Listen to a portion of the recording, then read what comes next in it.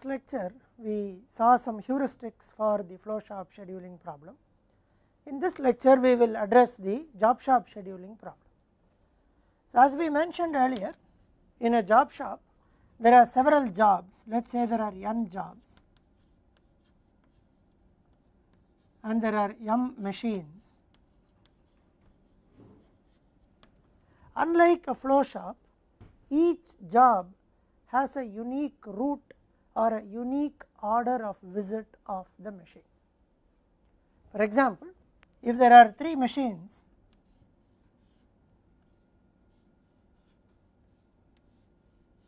one particular job may come here first, then visit this and leave, while some other job may start with this, visit this, come back to this and then leave.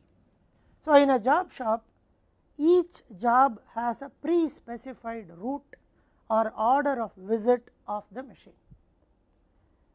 It is also not absolutely necessary that all the jobs will visit all the machines.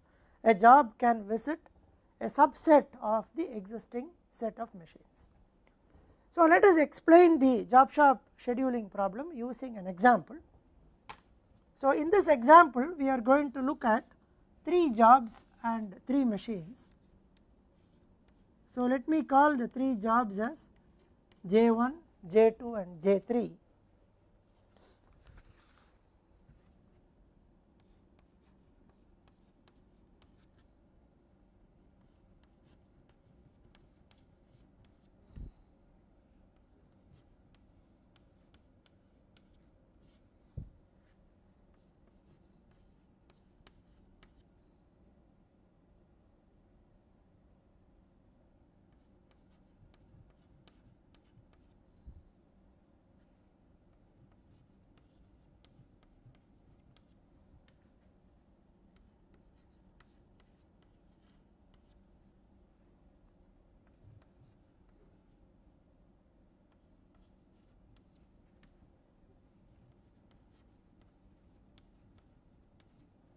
So, let us consider this particular example where there are 3 jobs and 3 machines.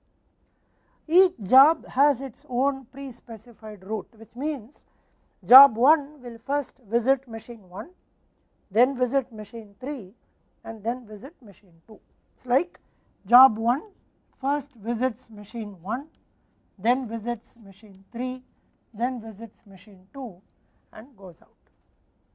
Another job J2 may first visit machine 2 and then machine 1 and then machine 3. For example, J2 will first visit machine 2 and then it visits machine 1. The one that I have shown in yellow essentially stands for J2, first visits machine 2, then visits machine 1, then visits machine 3 and then leaves. Now, the numbers shown in the brackets are the processing times for the particular job on the particular machine. Now, let us try and get a make span for a particular schedule and let us draw a schedule to solve this particular problem. So, what we do first is we make a chart where we are now going to show all the 3 machines on this chart. So, let us say this is machine M1, this is machine M2 and this would be machine M3 on this chart.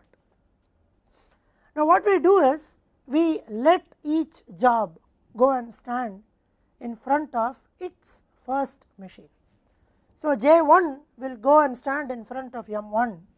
So, J1 will be here, J2 will go and stand in front of M2. So, J2 will be here, J3 also will go and stand in front of M1, J3 will be here. Now, we are at time equal to 0, all the jobs are available and each job is now waiting or standing in front of its first machine to be processed. So, if we look at machine M2 at time equal to 0, job J2 is standing in front of M2, there is only one job waiting in front of M2. So, job J2 can be loaded on M2. So, it starts processing on M2 at time equal to 0, finishes at time equal to 6, because it requires 6 time units, and at time equal to 6 it will leave M2 and come to M1 for further processing, which we show here as J2 coming here at time equal to 6. Now, at time equal to 0, M3 does not have any job in front of it, so M3 will remain idle. Now, we have to look at M1. There are 2 jobs waiting in front of M1 at time equal to 0. We have to choose only one of them for processing, because a machine can do only one job at a time. Now, J1 requires 7 units of time, J3 requires 8 units of time. So, we would be inclined ordinarily to choose J3 ahead of J1 or J1 ahead of J3, because J1 has lesser processing time compared to J3. So, we now follow a rule and say that rule choose job with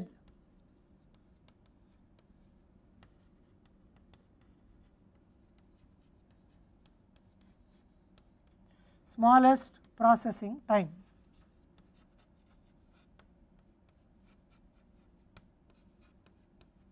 Or use SPT rule. We have already seen the SPT rule. So, let us assume that if we have to choose between 2 jobs or among a set of jobs that are waiting, we would pick a job which has the smallest processing time.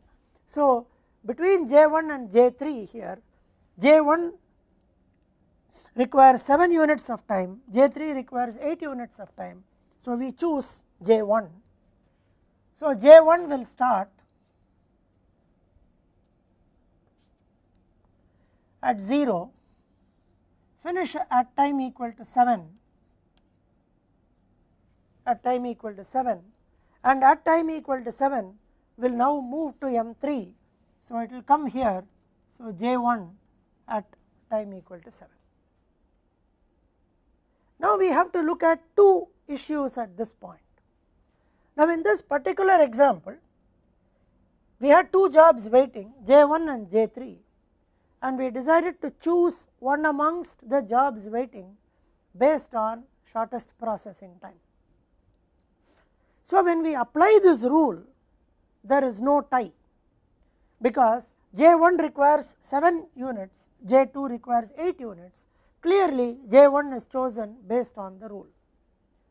But if we had a situation where this was also 7, then 2 jobs would have been waiting and both of them have the same processing time. Therefore, if we apply the rule, there is a tie. So, if there is a tie, we need a tie breaking rule also, and we need to define a tie breaking rule also. Now, right now there is no tie. So, the tie will happen when you apply your first rule, and after applying the first rule, you still have more than one candidate, in which case we need to define a tie breaking rule and use the tie breaking rule to choose the jobs that are in the tie. Second issue is this: we are at t equal to 0. At t equal to 0, we realize that J1 and J3 were waiting. J1 requires 7, J3 requires 8. So, we picked J1 ahead of J3. At the same time, we also have an additional information that J2 is going to come at 6 here. But then one look at the table, we realize that J2 actually requires only 4 units of time. So, the question is, will we leave out J2 in the choice and choose between J1 and J3, because they are waiting at time equal to 0.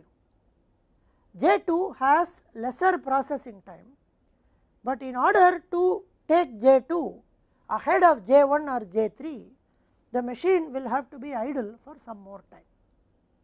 So, we always make a decision that we will not keep a machine idle if there are jobs waiting in front of it. So, another rule is do not keep a machine idle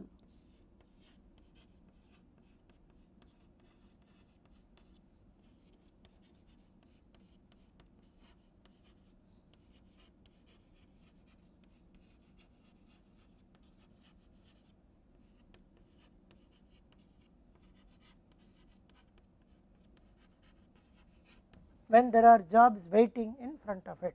Therefore, we will not consider that J2 is going to come after 6 minutes when we make a decision here at time equal to 0. So, at time equal to 0, we will see what is available and then make a decision accordingly.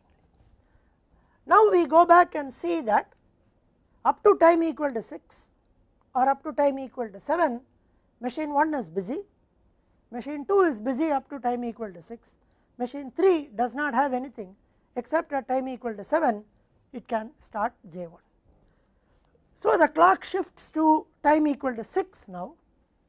So, at time equal to 6, M1 is busy, at time equal to 6, M2 is free, but there is no job waiting. At time equal to 6, M3 is still idle and there is no job in front of it. So, the clock shifts to time equal to 7, where on M1 we have J3 waiting, we also have J2 waiting. So, J3 requires 8 units of time, J2 requires 4 units of time. So, based on the shortest processing time rule, we would choose J2 ahead of J3, even though J3 came earlier. The rule that we use consistently is to choose the one with the smallest processing time. So, we would choose J2. So, we start J2 at 7, takes another 4 units. So, at 11 J2 is completed.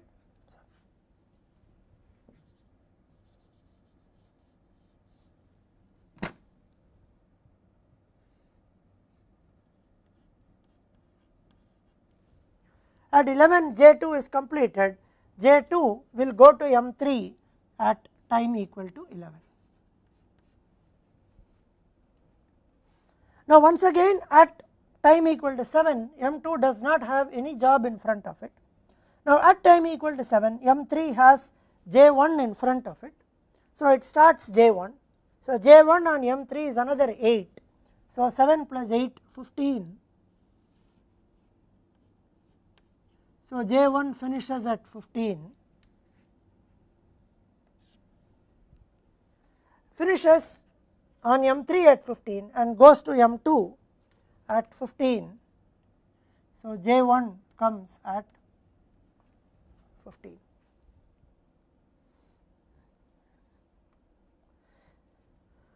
Now, the clock moves to time equal to 11. At time equal to 11, only J3 is waiting in front of M1. So, we start J3, J3 requires 8 units. So, 11 plus 8, 19.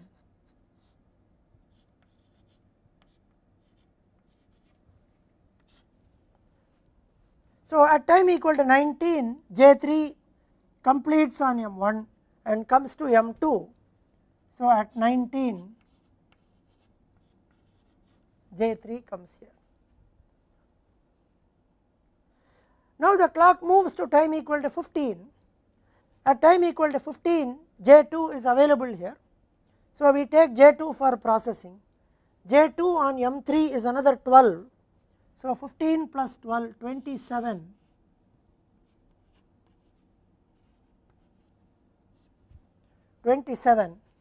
So, J2 finishes at 27 on M3. So, J2 completes at 27.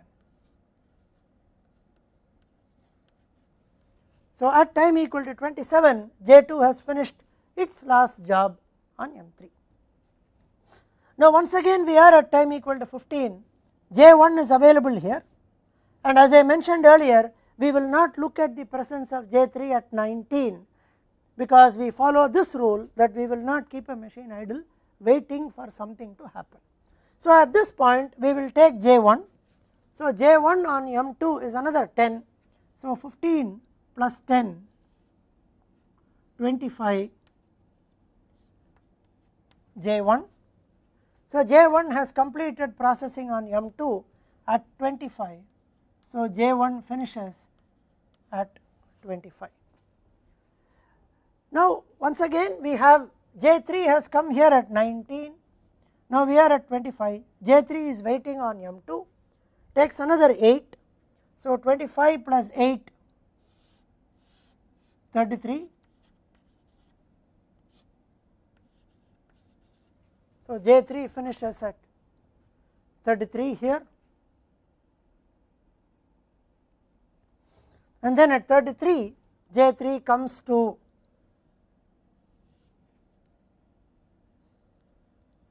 J3 comes at 33. So, at 33 J3 is the only one available here, takes another 7 units of time. So, starts at 33 and finishes at 40. So, J3 finishes at 40. So, all the jobs are completed at time equal to 40. So, the make span for this schedule is 40. So, now we can write that make span is 40,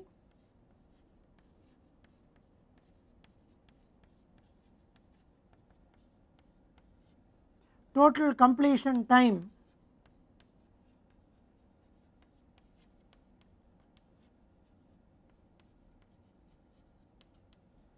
is 27 plus 25 is 52 plus 40 92. Now, if each job has a due date, and if the due date for the jobs are say 25, 30 and 35, then this is completion time. So, this is tardy with tardiness equal to 2, this is early, this is tardy with tardiness equal to 5. So, sigma Tj total tardiness will be 7. Number of tardy jobs Nj will be 2, because this is tardy, this is also tardy. Maximum tardiness, which is usually called Lmax, will be equal to 5, because the due date is 35, completion time is 40. Now, if we want to keep the utilization of these machines, so till time equal to 40 the shop is busy. So, this takes 19 out of 40. So, utilization of M1 can be shown as 19 by 40. Utilization here would be the time taken on M2, which is 10 plus 6, 16 plus 8, 24 by 40. The utilization on M3 is 8 plus 12, 20 plus 7, 27 by 40. If we want the idle times, this is idle for 21 time units, this is idle for 16 time units, and this is idle for 13 time units. So, the moment we get a chart like this, we will be able to evaluate all the objectives. The objectives that we have evaluated are make span, total completion time or mean completion time, and for assumed due dates the total tardiness.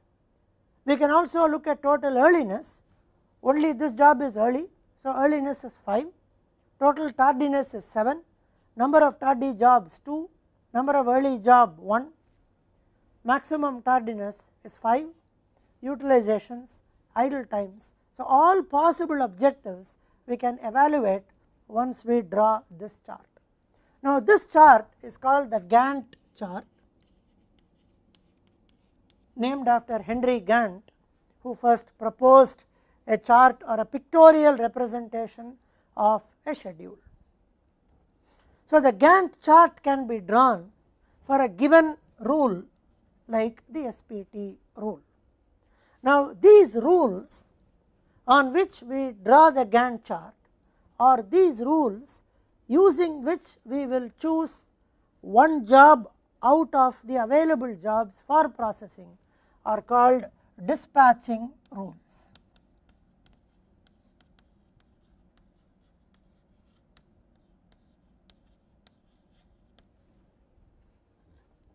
It is very customary and very commonly used practice that we use dispatching rules to try and draw the Gantt chart.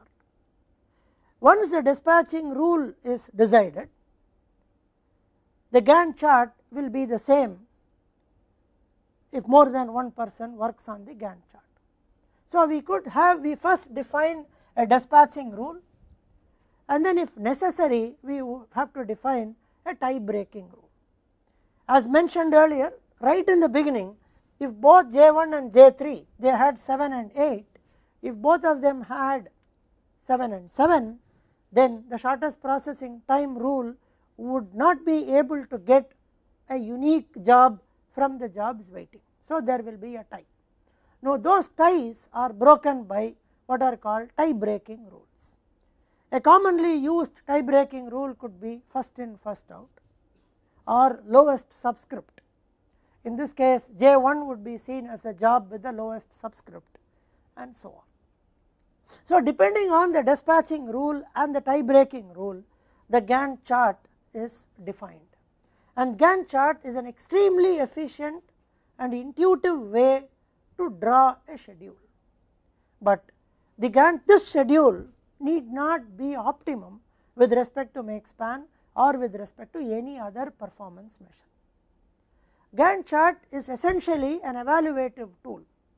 Given a dispatching rule, we are now able to show pictorially how the schedules will look like, with absolutely no guarantee for optimality. If the dispatching rule changes, then this Gantt chart will also change. We also look at when we used two things consistently. The first thing was the rule, which we now defined as a dispatching rule. The second principle that we used consistently was that we would not keep a machine idle if there are jobs waiting in front of it, with the hope that some other job that comes later, if that is processed, we may be able to optimize the objective. We will not follow that principle, which we wrote here, which we also used here. For example, we did not consider this J2 when we made a decision to choose J1 here. Now, schedules where this particular rule is used are called non-delay schedules.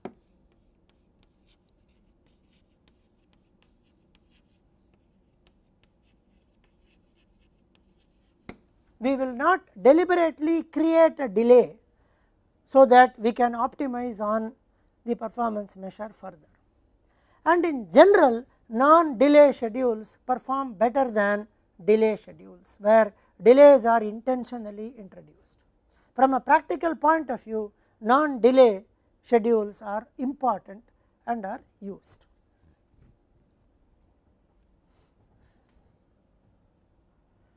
Now, as mentioned earlier, depending on the dispatching rule, the Gantt chart can be created, and there are several dispatching rules that are available which one can use to create Gantt charts. So, let us see some dispatching rules which are commonly practiced. We also have categories of dispatching rules. So, the first category are processing time based.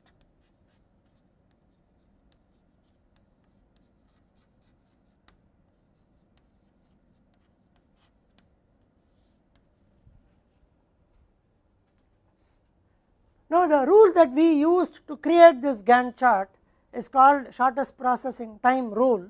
So, the first rule that is based on processing time is the shortest processing time rule, also called SPT rule. Now, if we can draw a chart using the SPT rule, we can also draw a chart using the LPT rule. For example, we chose between J1 and J3, we chose J1 first here based on SPT, but based on LPT we could have chosen J3 and the schedule would have looked very different. So, if SPT is a good rule, LPT by itself is not a bad rule. If SPT will try and give a good make span, it does not mean LPT will give a very long make span. LPT in its own way will also try to get a good value of the make span. So, SPT is also a rule that is often used. Now, we could consider instead of SPT, we could have considered, for example, we have to choose between J1 and J3. Now, let me look at what is the total processing time on J1. 7 plus 8, 15 plus 10, 25, 6 plus 4, 10 plus 12, 22. So, total processing time, I am sorry, 8 plus 8, 16 plus 7, 23, 8 plus 7, 15 plus 10, 25. So, total processing times are 25 and 23.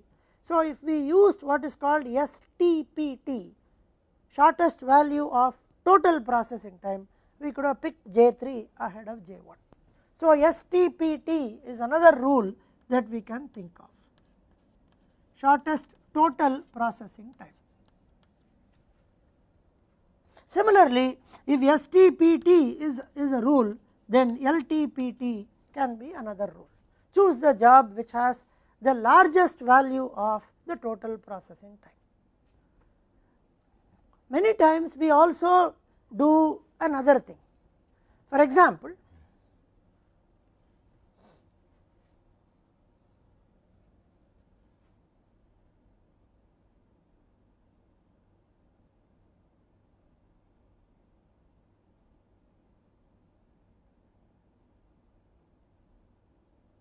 let us say we were here,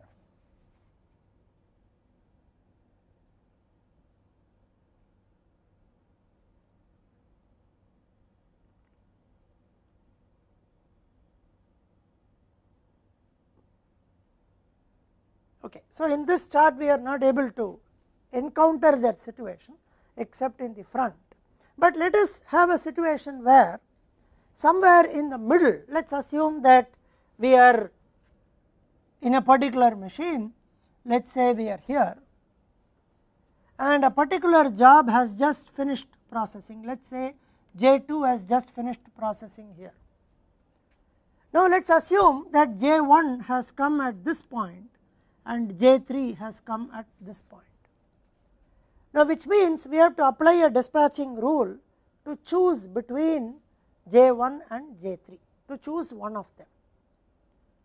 Now, let us assume that in this case J1 has a total processing time of 25, but when J1 has come here, it has finished 7 and J1 requires a remaining 18 processing time including the machine that I have. Whereas, if I look at J2 when it comes there, let us say this is machine M2. When J1 has come to M2, J1 has already finished M1 and including M2, J1 has 18 units of time to go. When J3 comes here on M2, J3 has a total of 23, it has already finished 16, it has 7 to go including the current processing time. So, this has 7 to go including the current processing time, this has 18 to go including the current processing time.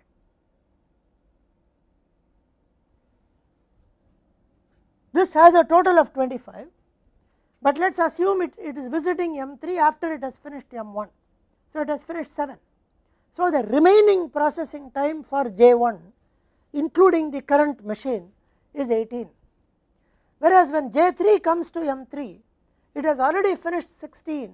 So, the remaining one including the current is 7. So, you could choose a job based on shortest remaining processing time, where remaining includes the current processing time. So, you could have SRPT and you could have LRPT, longest remaining processing time, where remaining includes the current processing. So, these are some examples of processing time based dispatching rules. Now, other rules based on number of operations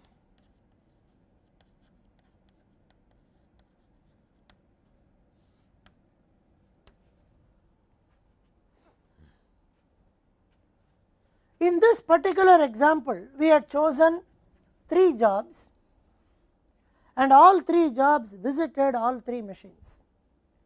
It is not necessary for all the jobs to visit all the machines.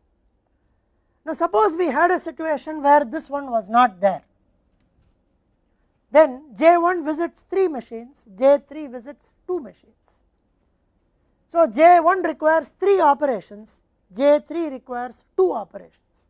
So, one could choose J3 based on minimum total operations. So, you could have minimum total operations, minimum NOP, minimum number of operations. You could use maximum number of operations as 2 different dispatching rules. Similarly, we could use minimum number of remaining operations. For example, when we went back to the earlier situation, when we are looking at visit of say J1 and J3 on M3, when J1 visits M3, it requires 2 more operations, whereas when J3 visits M3, it requires 1 more operation. So, you could look at minimum remaining number of operations and maximum remaining number of operations.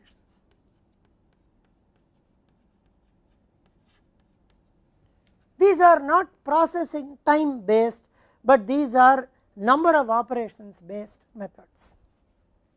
Then we can look at due date based methods.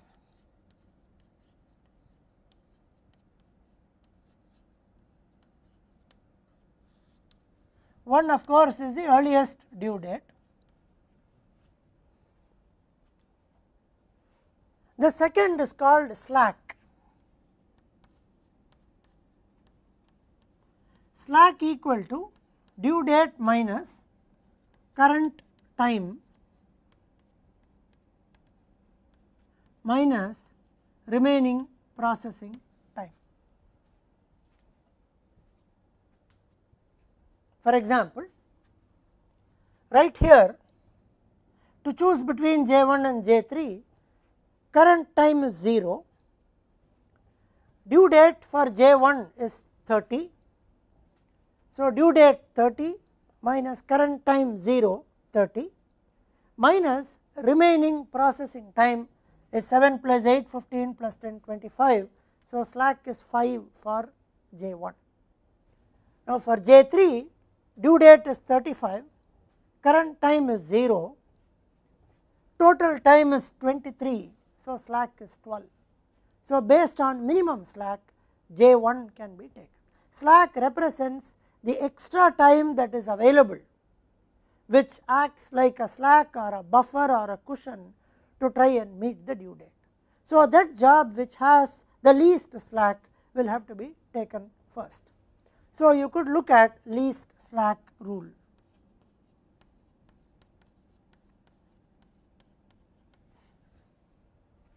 Another commonly used rule is called minimum slack by remaining number of operations. I have a slack of 5, I may have only 1 more operation to go. I may have another situation where I have a slack of 8, but I have 2 more operations to go. So, 8 by 4 will be 2 or 8 by 2 will be 4 versus 5. So, the other one can be taken. So, we compute the slack and then we see how many more operations are to go.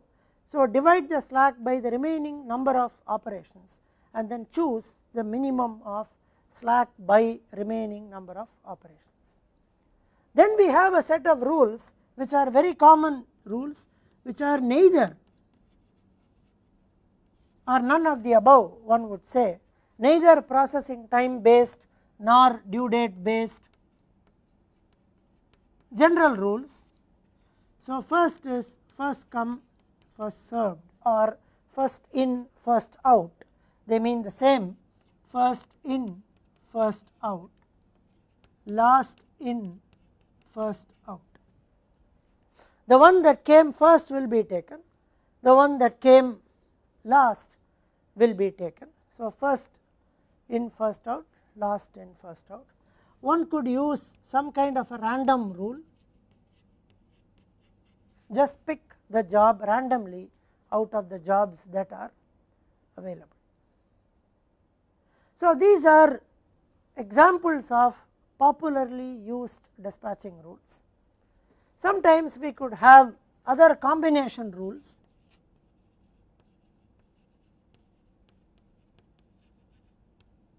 where we could think in terms of some alpha into SPT plus some beta into LPT, where we could have weights, we could have weighted combinations and so on. We could have priorities, we could have all of them.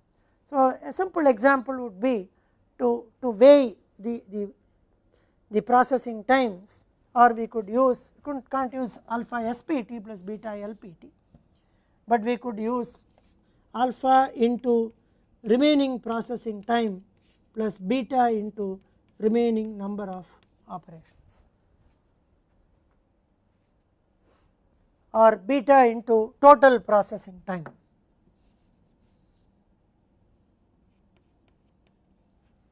That can be a combination rule. So, we could have rules like this. Now, out of these so many rules, it is also a common practice to essentially look at SPT, first in first out, and EDD to single them out as three extremely popular dispatching rules. Now, these three rules are very common, easily understandable and easily implementable. When we know that certain number of jobs are here, it is very intuitive that we choose the one which has the smallest processing time.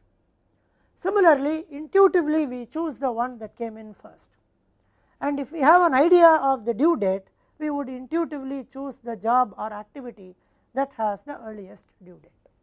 So, when we really want to put this to use, the Gantt chart based schedule generation to be put to use in a flow shop or in a shop floor, the most convenient thing to do is to use one of these three rules and then draw the Gantt chart and make a schedule. So, if this schedule goes to an operator who is working on a machine, say let us say we are looking at the operator who is working on say M3. Now, based on this schedule, we will tell the operator that at time equal to 7, J1 will come, put J1 in, at time equal to 11, J2 will come, put J2 as soon as you finish J1, and then J3 will come later and put it in. Now, in this particular schedule, there is no dispatching rule on this machine, whereas if we are looking at the operator on M1, we have to tell the operator that this is your schedule.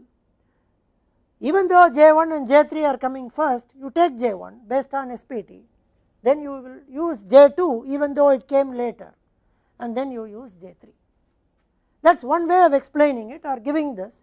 The other is to say, when you have to make a decision, choose based on the one that has the shortest processing time. So, it is extremely easy for the operator to implement. In practice, there could be situations where there can be slight delays. For example, J1 that requires 7 units of time may not actually reach M3 at 7, it may reach M3 at 8 or little later than 7 and so on. But then the operator also will not be very specifically bound by these numbers, but the operator will be very specifically bound by the rule using which he or she can pick a job and put it on the machine. So, when we use very common rules like SPT or EDD or first in first out, the Gantt chart becomes usable and anyone can understand the Gantt chart and appreciate the consistency with what is actually happening in practice. But when we make these, then this conflict comes as to the next question is, we also mentioned that this particular Gantt chart based on the SPT rule need not give us the optimum solution all the time. Now, we have listed about 6 plus 4, 10, 13, 16, 17 rules. There are actually hundreds of rules that are there. And today, with the amount of computerization and use of information technology devices, it is possible to write a program that will generate the Gantt chart. It is also possible for the user to define a dispatching rule, which is either one of those listed here or another dispatching rule, and it is easy to get the corresponding Gantt chart very quickly. Now, the question is, if SPT Gantt chart gives us a solution with 40, and let us assume that we are using slack by remaining number of operations as another rule, or we are using an 0.5 times RPT plus 0.5 times TPT as a dispatching rule, and we are able to get a solution with 38, say make span of 38, then from an optimization point of view 38 is better than 40. But from implementation point of view, 40 would be a little easier to implement on the shop floor because it is easy to understand and use. So, the question is, do we emphasize on advanced or more complicated or more involved rules if they can provide better make span, or are we content and happy with commonly used rules like SPT, FIFO and EDD, because they are easy to implement and the person implementing will not make a mistake in implementation. So, the answer to that comes in the amount of training and the amount of education that is provided to the people who do the job. If people who do the job can understand and appreciate the role of these dispatching rules, and the fact that a slightly involved dispatching rule like minimum of slack over remaining number of operations can give a solution which is lesser than this, and if people are aware, educated and are ready to use, then it will be an advantage to use involved dispatching rules as long as the performance measure is optimized. But if on the other hand the organization is comfortable with the use of simpler and well known dispatching rules like SPT or EDD or FIFO, which is more commonsensical, then the organization could use such rules and try and schedule the jobs in the job shop that is being looked at. The other advantage, as I had mentioned, with the Gantt chart based scheduling and the Gantt chart based dispatching rule is that these are evaluative in nature. With a single Gantt chart schedule, we can evaluate each and every one of the objectives. The positive thing is the efficient pictorial representation, easy to understand, ability to evaluate a variety of objectives. The not so positive thing is the fact that it is simply dependent on a particular rule and it does not depend on a particular objective function.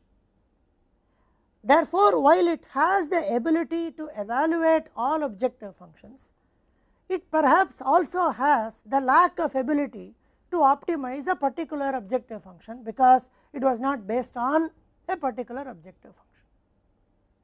Therefore, the ability to guarantee optimality is also very less, and job shop scheduling is a very hard problem. If we look at now in this particular example, there were 3 machines and each machine has all the 3 jobs visiting. So, every machine if all the n jobs visit every machine, so for each machine the n jobs can be arranged in n factorial ways, and since there are m machines, we can have a total of n factorial to the power m possible alternatives in schedules. So, n factorial to the power m is a very large number, and job shop scheduling problems are known to be very hard problems. So, though dispatching rule is a very convenient way or method to solve job shop scheduling, its ability to give optimal solutions is actually not very good.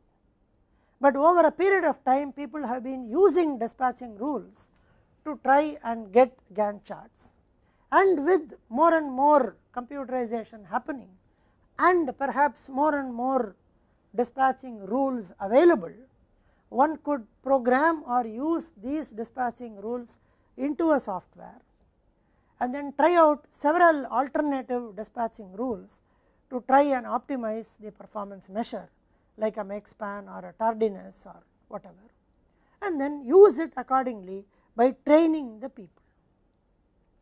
Now, we have also looked at one aspect of job shop scheduling, which is called a static job shop.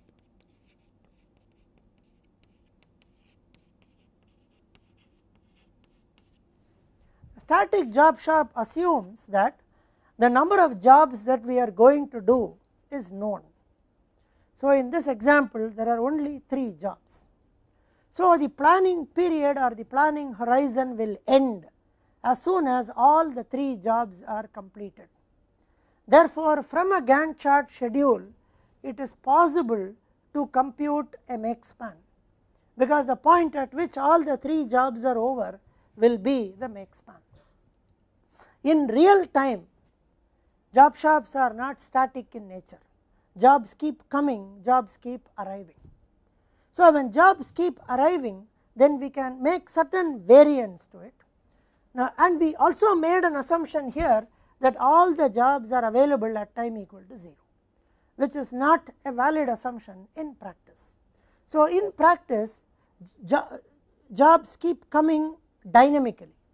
So, we have to move from what are called static job shops to dynamic job shops, where the jobs can come at any time, and the time at which the jobs are going to enter the system is not known a priori. When the time at which the jobs enter the system is known a priori, then it becomes static job shop with release times, which are usually called Rj, where Rj is the release time for job j. So, in dynamic job shops, we do not know what time the jobs are going to be released into the system. So, in dynamic job shops, there is also no end to the jobs coming in. So, there is no make span concept in a dynamic job shop.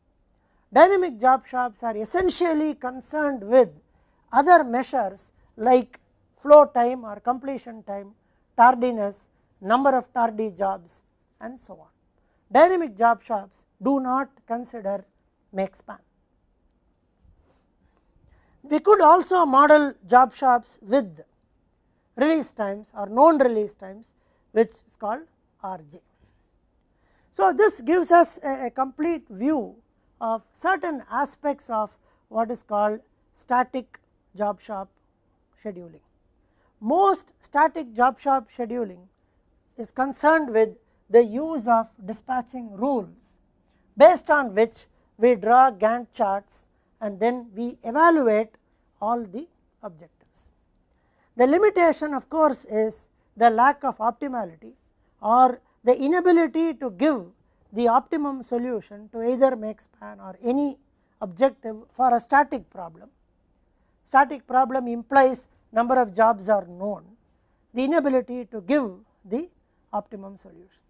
Now, if we want to focus on the optimum solution, then we need to look at other methods such as mathematical programming and so on, and the problem also becomes very hard to try and get to the optimal solution.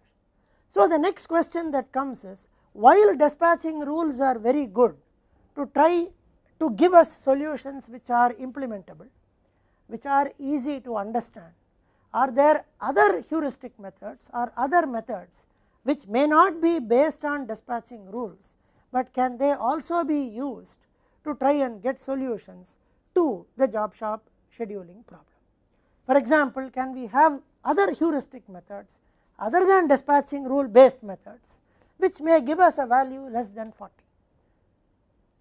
One such method is called the shifting bottleneck heuristic, which follows an entirely different approach to solving the job shop scheduling problem.